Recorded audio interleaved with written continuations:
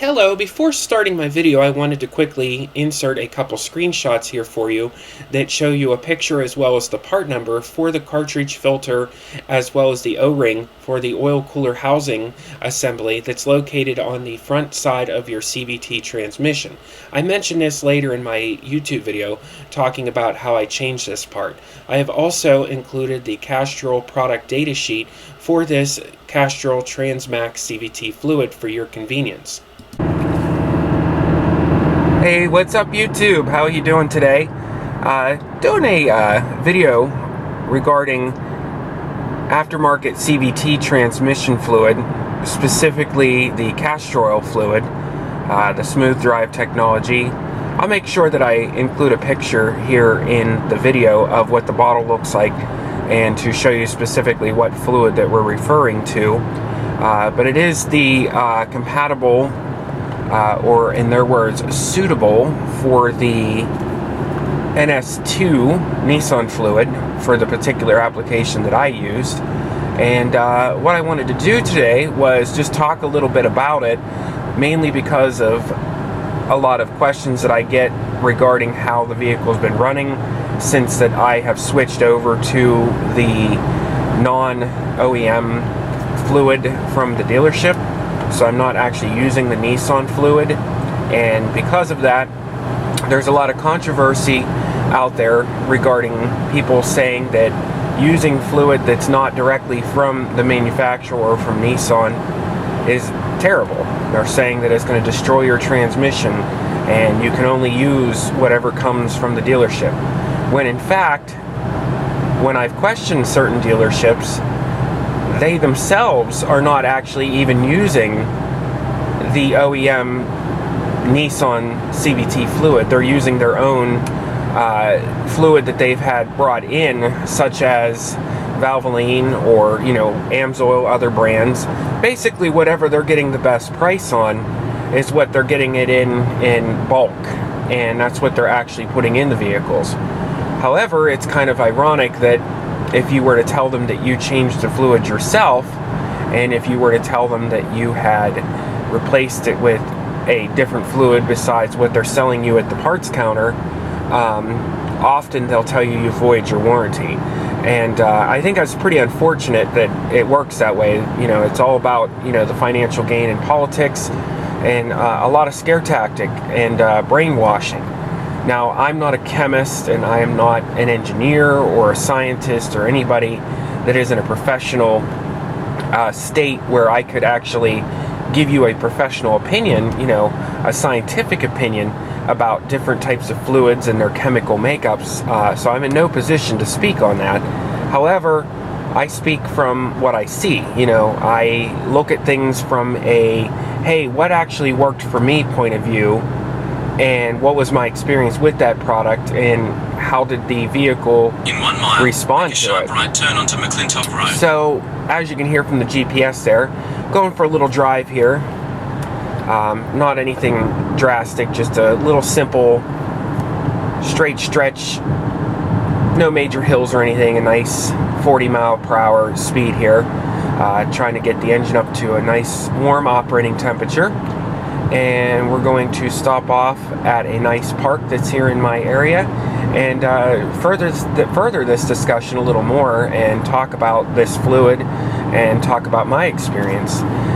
Just for reference, I have changed the fluid to the Castrol Smooth Drive Technology CVT fluid approximately 2 years, 2 months ago, and have put 19,000 approximately 150 miles on my vehicle since then, and have not had any issues whatsoever with my transmission or any kind of drivability issues. So I think with that amount of time and that amount of driving, I should have known by now if there was going to be repercussions from using, what they consider not to be the correct fluid from Nissan. So, without further ado, I'm going to shut off the camera here. Make a sharp right turn onto McClintock and Road. Going to make this right turn here to the park, and we'll further this discussion here in a second. Okay guys, we are at the park A little chilly out today. Probably the second day so far that it snowed here in the Pittsburgh, Pennsylvania area. So what I'm doing here is I'm on a level surface, and I'm going to just quickly show you the location of the dipstick for this particular application. This is a 2011 Nissan Altima, the 2.5 gasoline with the CVT transmission, and what we're doing here is just talking about the fluid as previously stated in the last clip that I was recording, and talking about aftermarket fluid. And first off, what I'm going to do is just going to show you real quick here. So what you're looking here is the driver's side, left side of the vehicle. This is just the engine cover here. This is the air filter assembly. Over here is the computer and then a battery. You can see the positive terminal right there. If you go straight down here and look, my finger right here is touching the dipstick for it. Now I've already used the screwdriver to poke the little clip to disengage it, because it is a special type of clip that you have to disengage in order to remove this dipstick, and they do that on purpose to keep people from fooling around with this, because you don't want to put the wrong fluid in here. You'll have some serious issues. So they do that on purpose. So what I'm going to do is go ahead and pull this dipstick and just show you the fluid here. It's probably going to be difficult to see on camera. Now the thing that is a little alarming when it comes to using specifically the Castrol fluid is that it is the pink-red traditional transmission fluid color. And to a technician or a mechanic, specifically ones that are looking at this from a warranty aspect, if you were to go in with some type of transmission CVT issue, you know, the first thing they're going to look at is say, oh, you used the wrong fluid. And they're going to do that because right out the gate they're going to see that it's red. So that is one thing that I do wish that Castrol would have done, was stick to the green color that Nissan uses for the OEM fluid, as well as some of the other brands such as Valvoline does. They keep with that green tinted brown color for the fluid. I think that would have been a really good idea. That could have alleviated right there a lot of question as far as if you did something you shouldn't have done. Now what I'm going to do is I'm going to start up the vehicle. You'll probably get a little vibration here on camera, but I'm just going to check the level here real quick. It's already warmed up to operating temperature. Now with this particular transmission, many will tell you, specifically Nissan techs and mechanics will tell you, that you should be operating within a certain range of temperature to get an accurate level for the fluid, and you have to plug in a computer to do that, a diagnostics.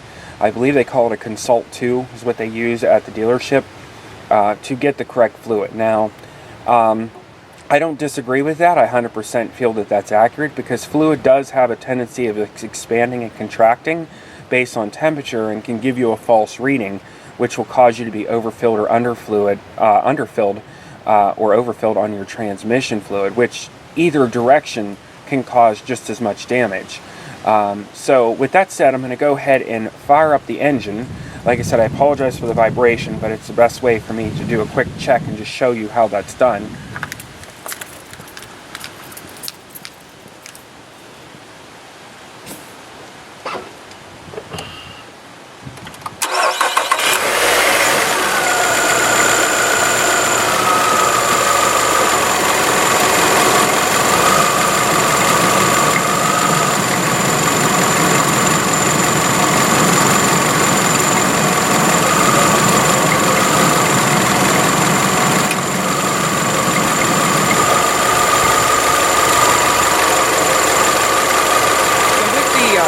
Parking brake applied, as well as having my foot on the brake, I ran it through the gears.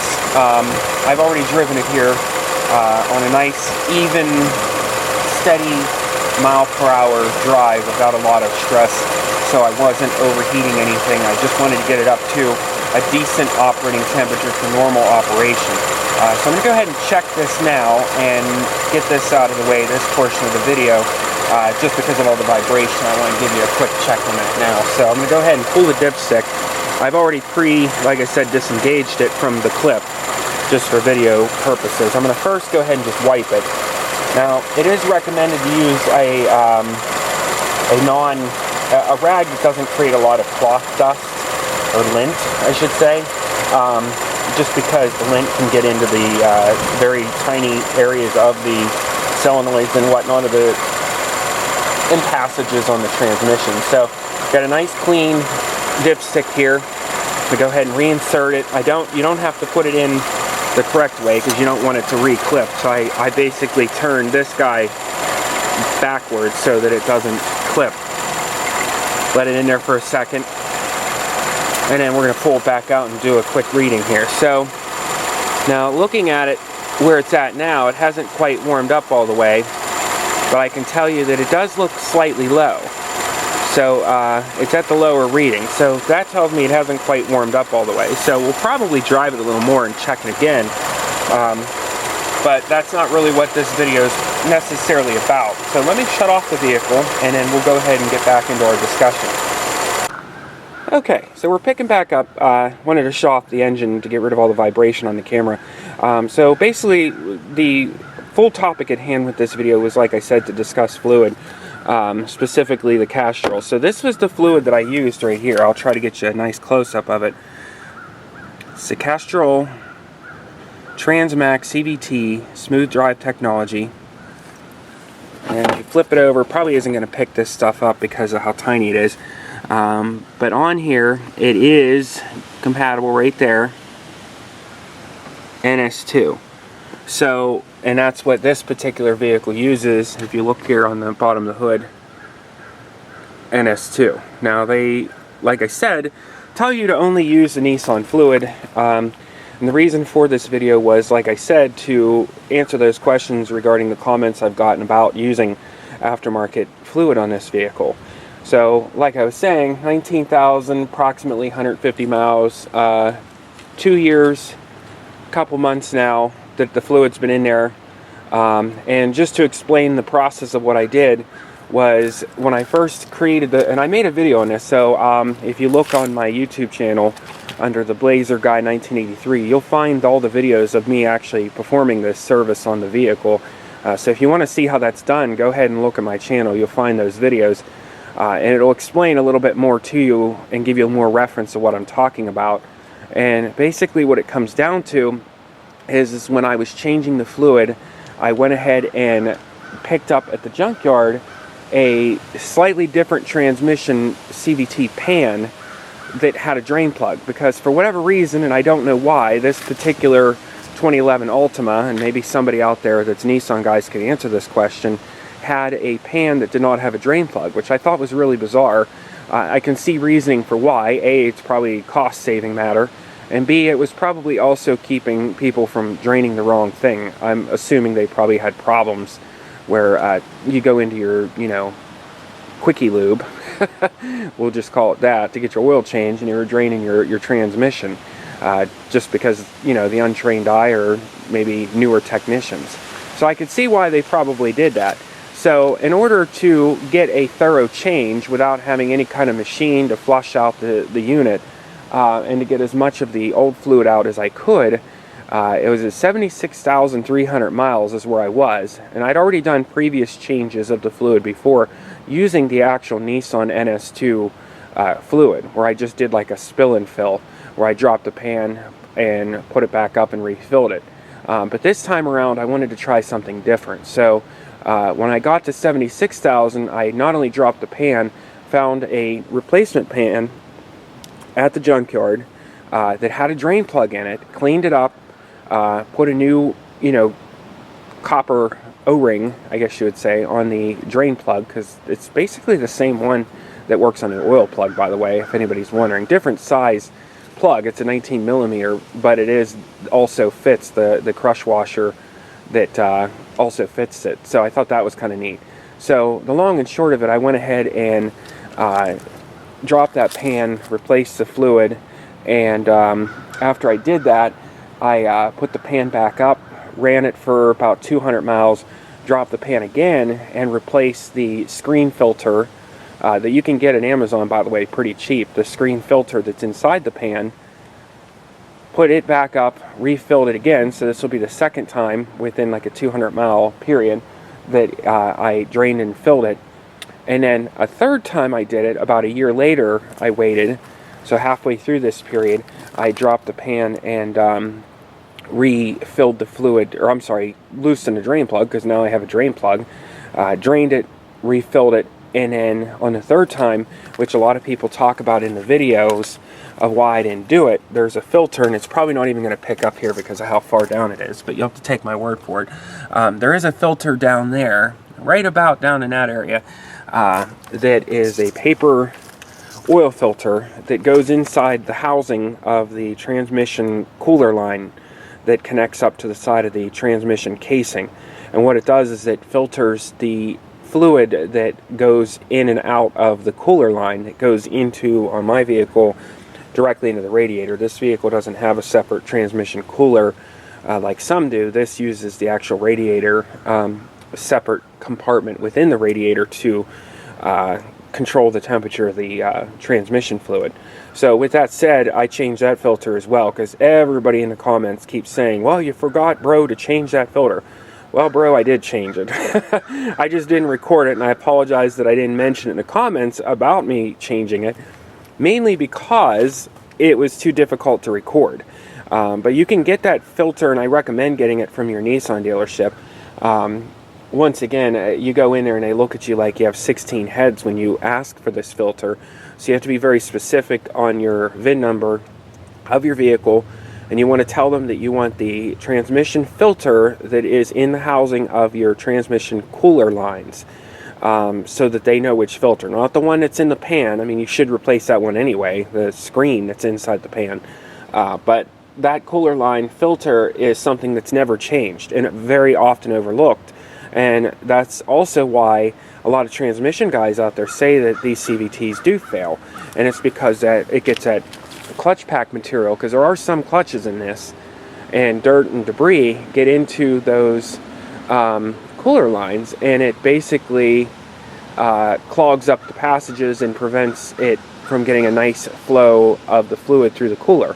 And then what ends up happening is it overheats your transmission. So CVTs are extremely sensitive to heat. You know, that's something you really got to take in consideration when you're dealing with any transmission, but these CVTs are very, very sensitive to that. So you definitely want to make sure you're keeping the cooling system working properly. A lot of guys will actually go down here in the bumper and add another cooler to it, like an aftermarket external auxiliary one, just so it gets that extra cooling. I've never had any kind of problems with this transmission. I've never had any whining or hesitation or jerking or any indication of any kind of problems, nor have I ever had any kind of trouble codes with this transmission. So I ought to just leave it alone. You know, I'm not going to mess with something that's not broke. You know, I know some guys think that's preventative maintenance, and that's great.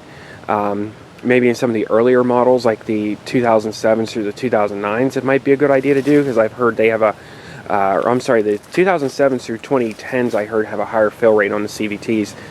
This is, like I said, the 2011 model. Built in 2010, but it was a 2011 model. So, but yeah, with that said, I might, and I don't know yet how this video is going to pan out yet. I kind of feel like I'm beating a dead horse with these types of reviews that I've been doing lately, but I also wish that this information had been out there for me. You know, that's something that I look for on YouTube when I'm working on something. I want to hear what other guys that have actually done these processes, what their experiences have been, either with the actual job and their method of doing the repair or service, but also what kind of fluid they use, what brand of products and parts they're using, and what their experiences are, not only in the moment of doing the repair, but longevity too. I would absolutely use this fluid again, you know, hands down. They still sell it at AutoZone. I think it's like $10.99 a quart. So it is significantly cheaper than your fluid that you get from Nissan directly, which the Nissan fluid isn't even made by them. Somebody told me recently that the Nissan fluid is actually, CVT fluid is actually made by Shell now. So, I mean, it's just all marketing, you know, at the end of the day. So with that said, I hope this video is helpful for somebody. Like I said, I'll try to post an actual stock image of the bottle here on my page, or I'm sorry, on the beginning of the video, just so you could look at it and pause the video and look at the back of the bottle and the specs a little closer for yourself. And you know, what do you guys out there think? You know, what's your experience been with like the AMSOIL and with the Valvoline? My personal mechanic that I'm friends with, he actually said it was a good idea that I used this Castrol over the Valvoline. You know, but unfortunately with oil, you know, you will get a lot of opinions with oil. You know, that's one thing you have to understand, is when you start talking about brands of oil and stuff, that will open up a whole can of worms. Everybody, the oil that they use is the best oil that's ever been made. You know, that's how it goes. Everybody's got an opinion on it. So, but yeah, like I said, let me know what you guys think. I hope this helps anybody out that's considering the idea of using aftermarket CVT fluid in specifically their Nissan, because this is the one I experimented with. I also did this in a Nissan Rogue, which I also have a spill and fill video on my YouTube channel of that. So if you're interested in seeing that, it's just a quick drain and fill. Did the same process so with the Rogue. It's a 2012 Rogue with the same engine in it as this, the 2.5. It was whining extremely bad at very low mileage, and like 40-some thousand miles. It was whining. Sounded like a classic GM power steering pump that didn't have any fluid in it. Once it got warmed up, and whenever you're on any kind of hard acceleration or going up a hill, you know, an incline, use the same fluid in there. I did the same thing with it. I did the 3 changes on the fluid, and it's fine now. Now it has a shudder, which it's always had, but the whining went away, and it no longer seems like it goes into any kind of like hesitation. And it wasn't going into limp mode, but it was definitely having some hesitation when it started that whining problem that it had, which in my opinion I think is completely unacceptable.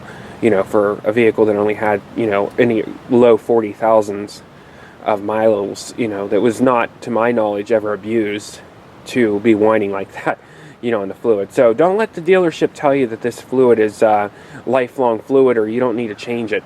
You know, I recommend, you know, at least every 40,000 or less to have this fluid at least drained and filled at the very least.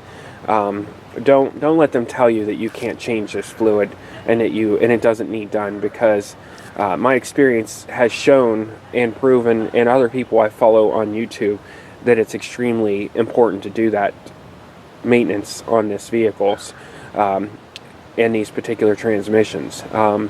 So without further ado, I'm going to go ahead and wrap this up. I apologize if this was long-winded, but I had a lot of information that I wanted to talk about, and hopefully help somebody out there that wants to make the decision to make the switch and not listen to everything the dealership tells you to. Once again, not a mechanic. I'm not some kind of fluid chemist or expert, but I'm just telling you what my experience is. That's more or less what I'm saying. Take it as a grain of salt, and hopefully it helps somebody out. You know, I thank you for watching. You know, please remember to rate, comment, and subscribe. And don't forget to go down there and check out those other videos I made for showing you how to actually do that service. They're not fantastic videos, but they're great for showing the DIY what this kind of process of changing that fluid looks like from at home in the driveway, without having anything more than your classic basic hand tools. So once again, I hope everybody is well and staying safe out there, and thanks for watching these videos, and I appreciate all you subscribers. Y'all take care and have a good day.